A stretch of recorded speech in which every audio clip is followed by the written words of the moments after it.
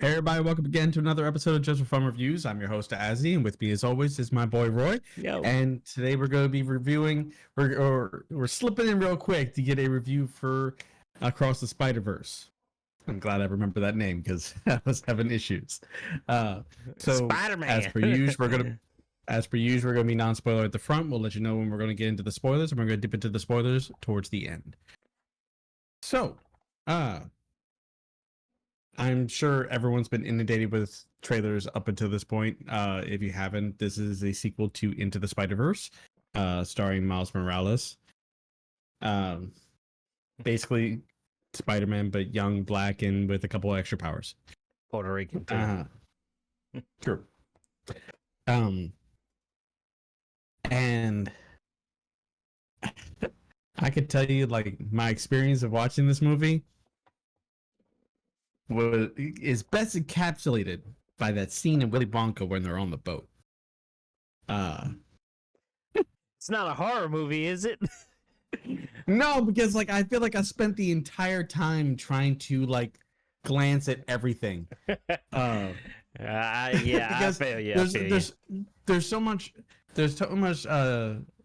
TLC in this movie, like the attention to detail of all of these just little things, especially when it like ballooned to the number of Spider-Man that we were going to see in this movie. I kept looking for the Spider-Man that I recognized because there were so many Easter eggs. I feel like I need to see it a second time because I was so distracted by just all that stuff. But we got a bit of a different intro in this one. We didn't immediately rush into Miles and the continuation, almost like a prologue, where we got to see a bit more of Gwen's beginnings. We got a little tease of that in the previous movie, but this one really fleshed it out. I gotta love the style. Was I the other one for like a hot second that thought it was almost claymation? It looked. No, it was not like, I know what you're talking about. It wasn't like claymation. There's definitely 3D elements they put into this one to mix with the like hand drawn animation. And like you could like that's what I like about this movie is like clearly when you go to the other dimensions they have specific art style, hence one of them, not really much of a spoiler, Lego. We got Lego. We got a Lego universe. Yeah, that was pretty freaking surprising. I loved how the Lego version of Peter kept doing his own sound effects. But yeah, no, it was a really good movie. Gun to my head, is it better than the Into the Spider-Verse? I'm not entirely sure yet. If you didn't know, going into this movie, this is a two-parter. We're going to get the second part at some point later down the line. Damn, that should have been a spoiler right there. Oh, it's advertising it as part one. Well, I'll tell you this, because when I was in the theater, you know, somebody needs to pay attention to marketing. No, not me. I knew what it was.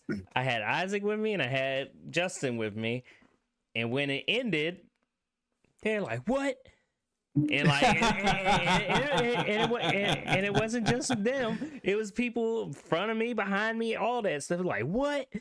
I'm sitting there like, y'all didn't know this was gonna be 2 parts. So obviously, the marketing didn't do a good job to tell you this was going to be a 2-part movie.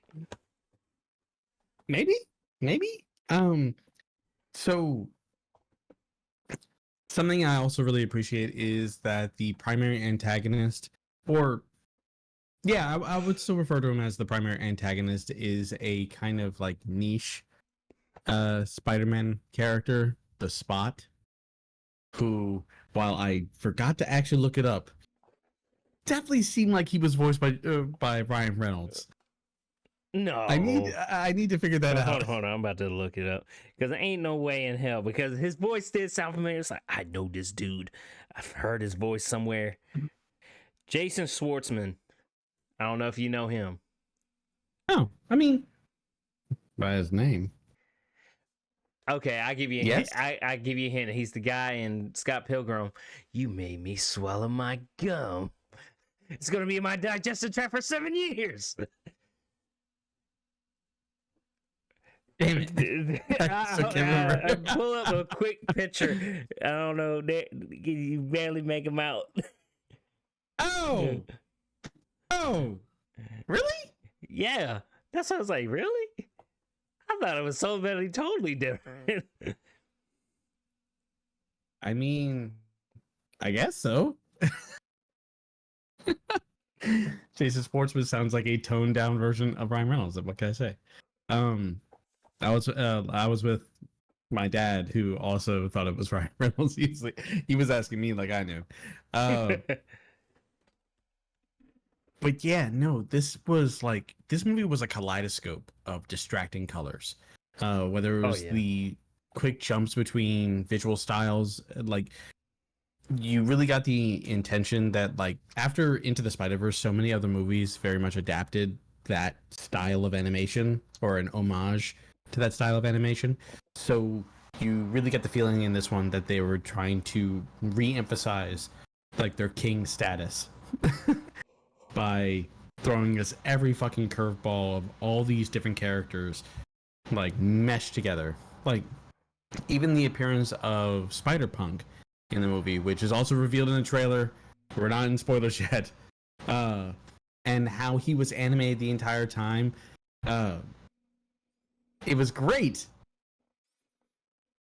But if I had to be honest, I came out of the movie going, what did I watch? Yeah, I mean, I'll chip in on that. Yeah, it's visually, like, is to a degree, it's gorgeous. You're like, oh my god, look at all the different, and like as an artist, you're like, oh man, look at all the different styles and everything you have at one time. But then the other is so damn distracting because you're losing focus of what you're really supposed to be paying attention to. Like closer, like near the, I want to say the third act, you would say, you kind of lose touch of all that. You don't even have to go that far. Just to give you a heads up on how distracting things were kind of getting in the movie. Towards in the very beginning, when we were still in that prologue space, they introduced a momentary villain who had his own style to him. It was very Renaissance. And another character drops a line that demanded like a little bit of expedition?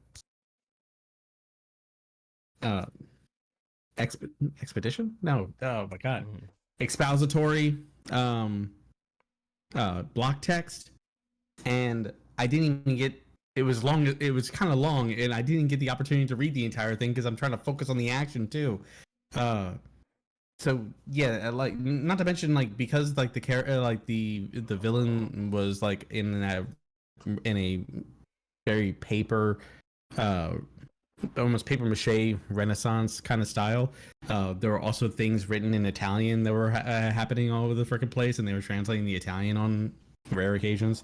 It was just a lot to pay attention to, and I feel like that's very much on purpose. But and at the same time, I feel like I really wish I could just pause this movie like every 30 seconds, if not every 15 seconds.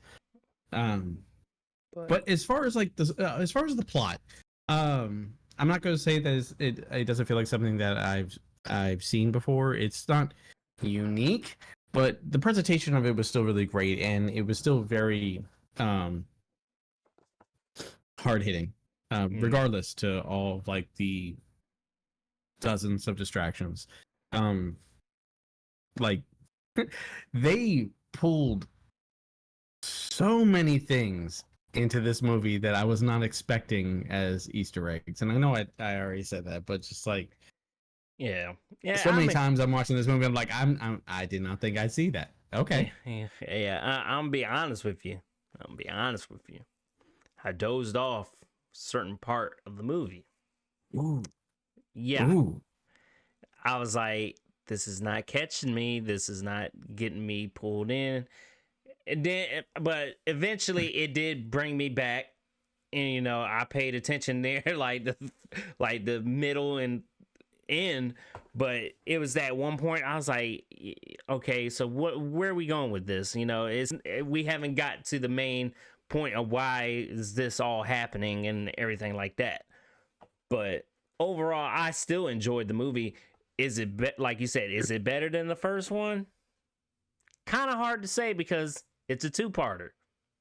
Yeah, that's the thing. You're very hard pressed to be come out of this movie particularly satisfied because there's so many lingering things left over for the next movie. It almost makes you wonder. It's like, how are they going to make an entire movie off of what they left off with? Because it kind of seemed like they just like shaved off the final like 30 minutes. Oh, no. It feels very much like it feels like it could be wrapped up within 45 minutes. Oh, don't worry about when I was watching it, because knowing it was a two-part movie, I was like, okay, this is where they're going to end it. This is where I kept on saying, what scene are they going to end it on? And then when we get to the final climax of the movie, I'm like, all right, this is where it's going to end. And then this is where we're going to finally pick up in the next one, when probably in March next year. I think they said that come out. Something like that. I'm not aware. It's like another Avengers Endgame situation, Infinity War Endgame situation. Like, we gotta wait a whole year. See, I tried thinking about that, like comparing it to Infinity War, because that's the last big, especially Marvel related cliffhanger ending that we were left on in an obvious two-parter. And I just, maybe it's kind of like what you were saying, because there's a obvious climax, a big bombastic sequence, and then afterwards there's a bit of a lull, and then it lingers for a bit too long, and then we hit the definitive end. And I do agree, it is a really interesting spot to end it on. Maybe a little obvious, yeah. But I was at the very least able to follow it leading up until that point, like immediately after the big bombastic climax I'm referring to. Like I saw the screen, see what's going on. It's like, oh wait, that's I don't think that's it. Oh, okay, all right. Catching certain commentary, but yeah, it's just like. Infinity War left me Infinity War had this huge sequence. It made me feel like there was hope to the situation, and then it devastated me and left me devastated. But I don't think I left dissatisfied with what I got. It's like, it's as I like to say, it's the Tootsie Roll method. Oh yeah, you getting that nice sweet candy, but instead of having that nice Tootsie Roll center, there's nothing there. I think you mean Tootsie Pop. Tootsie Pop, Tootsie Roll, same damn fucking thing. You know what I meant. Tootsie Roll Pop. There we go. There we go. But yeah, I mean, instead the owl ate the damn thing. It's where the hell did it go? But no, I mean, I'm not like, there's a little things I'm a little dissatisfied with. Like, one, the soundtrack. I'm not. There's not enough. There wasn't a song to hang this movie on. Yeah, not in particular. No. There was something else in it. Yeah, there weren't a lot of heartfelt moments. Like, they're there, but they're not as hard as hitting as it was in the first one. You know? No. I mean, spoilers if you haven't seen the first one. You know, Miles's uncle dies. You know, so that was like a little heavy hit to him. He like, and you know, all the other Spider-Men, you know, trying to tell him, hey. Oh, because this is because this movie very much languishes within the point of most traditional hero stories, where the hero is at their lowest, and then it ends at that point, as it would have to. It was the same with Infinity War, but those big emotional resolutions tend to come after that moment. which is why I'm still pretty confused as to how thinking about the runtime for this movie, and I did feel its length just a Oh little yeah. bit. I liked that it was that long, but it just made me wonder after the fact. It's like what is going to be the plot of the part two that'll be theoretically equally as long with what's left to do, because things seemed like they were imminent, at the end of this movie. I'm just confused. I can't see the tracks to this train. That's really what it is. Well, that then but more excitement to go see the next one. I guess or impatience. That might be a better. That's what it is. Because after I left the theater, I was like, man, I'm not mad. I'm not I'm not like, this wasn't good at all. I was just like, I knew I was gonna get a to be continued, but yeah, leave it on that note and having to wait a whole year. Well, I got Spider-Man 2 the game coming out. I guess I can fill my void. yeah. But overall, what would you give it? Oh, I'd say it deserves an 8. I'm feeling right around that mark. It's like it's still a really good movie. It's still a really good movie. It just I can't help that it left me feeling kind of conflicted after the fact. I mean, it hits the marks in certain parts. Like, you'll love some of the Spider-Man characters that are in this. You'd be like, okay, that's cool. He's a cool character. It is the kitchen sink of meta comic book movies. That is really what it is. It's like any and every Spider-Man probably exists in this movie, and they probably did that on purpose. And I don't know half as many of them as I think I do. No. I was like, hey, there's the one from the video game. Hey, I know that one. Yeah. I know that one, and I know that one. Everything else, I'm like, I'm just along for the ride now. And the whole time I'm like, because I was with Justin and he was like, let me on a podcast once in a while. I was like, we'll probably do one tonight, but it might be late. And he's like, and I guarantee you, Jonathan's going to know about half of these damn Spider-Man that were in this movie. Yeah.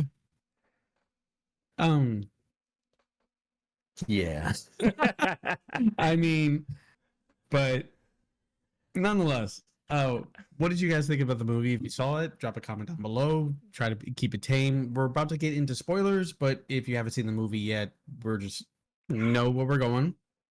Get out. And this is your spoiler warning. I don't know what I was doing with my hands. Anyway, get in. Yeah, thwip. Jumping straight into the nebulous spoilers of this movie. I did think it was a good twist at the end. The notion that the device. I was picking that up from the moment it happened. But like when I saw the screen when he was in the device, and the notion that the device, which runs your DNA, scanned him based on the spider that they had teased earlier in the movie, came from Universe 42 and sent him to the wrong universe. The notion that when his mother said, "What happened to your hair?" And then even when Uncle Aaron comes in and reiterates it and you let your braids out, and it's like, yeah. There's another Miles here. When are we gonna see the other Miles? That was obvious as soon as Uncle Aaron showed up. We're like, whoa, wait a minute. Oh yeah. We're like, hold up, he's still alive. Then hold up, who is the Prowler? Come to find out. Immediately I thought of it's like, oh, he's gotta be the Prowler. Because they got that costume in the Miles Morales Spider-Man game where he has, it's like the Prowler costume for him. It's like, watch it. But I mean, you're talking about you might not know what the plot is for the next one. I think that the Prowler Miles Morales might try to go to the other universe, like how what is it, Spider-Man 2099 did. 2099. Yeah, he like the one in his universe died, and he tried to take his spot. And So you think Prowler Morales is going to try and take our Miles's place? yeah, I'm not so sure because like in that universe he doesn't have his uncle Aaron, so what was the point in like you're just switching at that point? But hey, I would actually say like I would actually say like chances are we're actually going to see like a fuck ton of Miles. Like, cause we see like up until this point we've seen a lot of versions of Peter, even Professor Pravater, Spider-Man India, effectively, is okay. just the Indian version of Peter Parker in a universe where India is where New York is. Yeah, which that's where the part Indian culture is in. Yeah, no offense, but that's where the part it kind of made me doze off. It was dragging on a little bit too long for me. It did go on for a while. But they kind of put the crux of what the plot of this movie was supposed to be centered there. The concept of canonical points, essentially that episode of Doctor Strange from What If, except a Spider-Man movie. Yeah, it's like, oh, there are certain things that have to happen. This is what I'm saying. It's like I've seen this story already. I've kind of seen this plot point before, so it's not particularly new. Although I do think it's funny that they call it canonical events. Like, what is it? Not canon events. Canon, canonical, but yeah, like I mean, it's an incursion. Comic book fans get so hung up on canon all the fucking time. So the notion that Miguel O'Hara is getting hung up on canon just makes him a comic book nerd. That's bottom line. Jessica Drew being pregnant is also a great reference to the regular Jessica Drew in the comics being pregnant for a time, and so it's all very interesting. And they craft this like amazing world. Several Spider-Men were never anything that I knew about. Although there is a spider werewolf, though in the comics he's dead.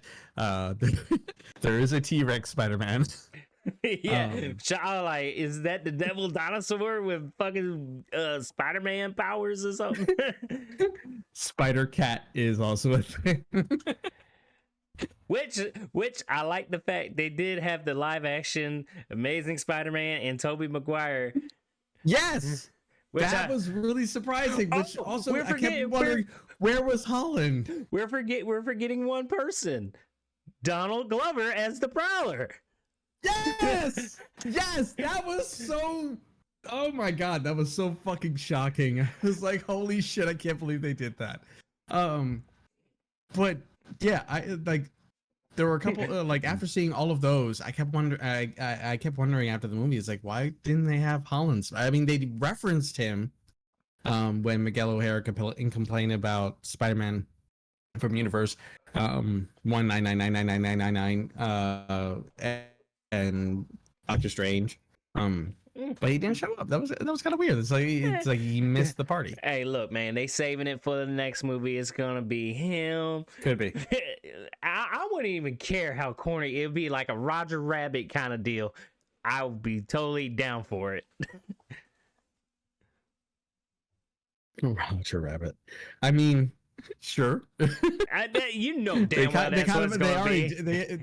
They kind of already did it. Yeah. But like the other thing you have to understand is that like Donald Glover, who also provided the voice for Miles Morales in one of the cartoon series, whom that Spider-Man I didn't see, but there was a Spider-Man from one of the recent cartoon series that was in there. Yeah. Tried to explain to Miles during that big intervention scene. Yeah. I figured I was like, that must be like the new animated Spider-Man show that they got. Yeah. Oh, the other thing. Remember? Do you remember how they had that very cheesy '90s comic book version of Ben Reilly with his highly defined muscles? He went with Spider-Man 2099 to search for Miles, and Gwen yanked him back. Ben Reilly is a clone of Spider-Man or Peter Parker in the comics. But he's not the only one. There's another one who takes on the Scarlet Spider name, who has a black and red costume very similar to Miles, only he's more beefy like Spider-Man 2099. Um, and he has talons and no spider sense. His name is Kane, and I was also wondering why he was missing too. Sorry, long tangent. You're right. I know a lot of this shit. I mean, they probably were in there. It's just like you said, so much happening on That's screen. What I'm saying. I'm like I was trying to pay attention, and maybe that was part of my problem, is that I spent way too long basically in my chair, not even going to Willy Wonka, just like the improvised scene, the scene based on that in Thor Ragnarok, where like Thor's in the chair just screaming. I'm so like just trying to like check out everything, like SpongeBob in the meme, you know? Yeah, I mean, it's a quick glance and you miss it kind of deal. I mean, you miss it, you miss it. But I mean, like, the ones I paid like there was Spider-Man, like there's only like what 4 Spider-Man I know that I was like, okay, that's Andrew Garfield. Okay, that's Tobey Maguire. That's the one from the video game. I'm done. You remember the ones from the previous movie? Yeah, well, the noir Spider-Man, he didn't show up until the end. Peter Porker, and Spider Noir. Oh. Yeah. So I mean, it wasn't like Nicolas Cage was back doing the voice work for the noir Spider-Man. They didn't say anything. Yeah, I know. They definitely didn't have to pay that money. He was only on the screen for 5 seconds and he was gone. The Granny Spider-Man. There is a version of Spider-Man that is Aunt May. So I thought that was cool. The one that was in the wheelchair and hit him with hit Miles with the crutches. Oh, okay. I was like, I don't get because like I said, totally brain dead to most of this stuff, comic book wise, and I'm hearing people laughing, and I'm like, well, maybe they know something I don't know, Oh, the meme where like all the spider people are pointing at each other. We knew. Yeah. We saw that in the trailers, man. I mean, it's still got to get I can actually. You're actually very much on the money. They're definitely saving a lot of very iconic versions of Spider-Man, possibly for the next movie, like Silk. You know? Oh yeah. You know who Silk is? I mean, I got. You know me, I collect comics. I saw the cover. I was like, I gotta get this. Issue number 1. She's referred to as the Bride. She's bit by the same spider that the 616 Peter was bitten by, but she has different powers. So yeah, who knows? We'll see. But yeah, I enjoyed the movie. I just can't say that I enjoyed it as much as I was hoping to. Yeah, because like even seeing the like early reviews for it, I'm like, okay, maybe this is one of them situations where the critics might be wrong. And going in, watching it, I'm like, maybe they were kind of right. Like it wasn't like a low score or anything. I think they were in the 8s range as well. But it's just it wasn't as satisfying a conclusion as the first one. Oh yeah. Let's continuing to use Infinity War as a barometer.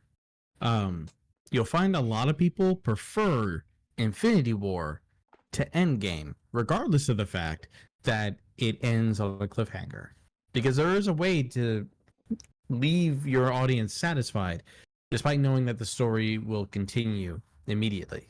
Mm-hmm. And I just don't feel like I came away with that kind of satisfaction.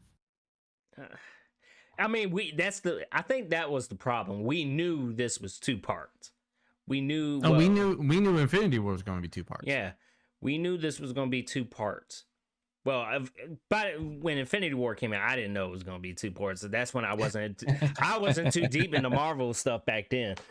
But with this one, yeah, like me anticipating, okay, where is this going to end? When is this going to stop? Well, And then we finally get to the part with the Miles Morales Prowler.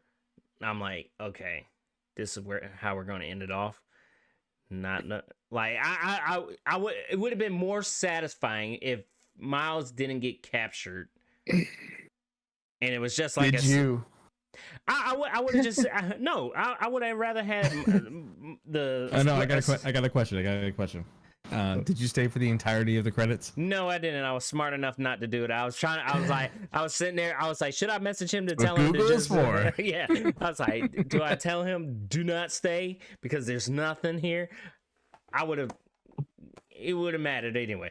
But like I was saying, if Miles didn't get captured by the Miles Prowler, and it was just like a little standoff kind of deal, I would have been fine with that kind of ending. I'd not tie him up to a punching bag. If someone doesn't make a really nerdy Tails joke because he's Miles Prowler, I'm gonna be disappointed. That's what I did. Damn, fuck. I didn't even know. I didn't know I said that. But I mean, it's a okay movie now.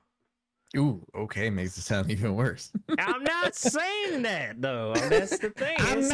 I'm not saying. Don't crucify me. Get this noose off my neck. I mean, you're not gonna retract my statement like I did with the PlayStation showcase over here, knowing damn well that was not an 8 out of 10, knowing damn well that was at least a 6. Oh, whatever. We'll continue to disagree on that. We're on the same beat for this one. But yeah, no. It was fun. There's a lot to fucking see. I'm definitely getting this I'm buying this to watch at home as soon as fucking possible, just so I can pause it throughout the entire thing and catch everything. You already know somebody's already breaking this thing down, but like, oh, did you know? Probably, because there's been a severe breakdown in decorum for Marvel movies. People, give it like 2 weeks. Damn it. Let people see it and experience it before you blast every little bit of it on the internet. Saying that, I enjoyed reliving a whole lot of those really great moments from Guardians of the Galaxy. Thanks, TikTok. Anyway.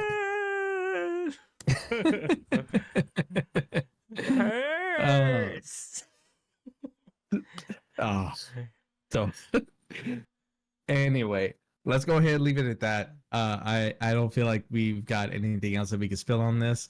Again, I'm gonna reiterate, if you stayed up until this point, what did you think about the movie? Drop a comment down below. Be kind for those that have not actually seen the movie. Let's keep it spoiler free.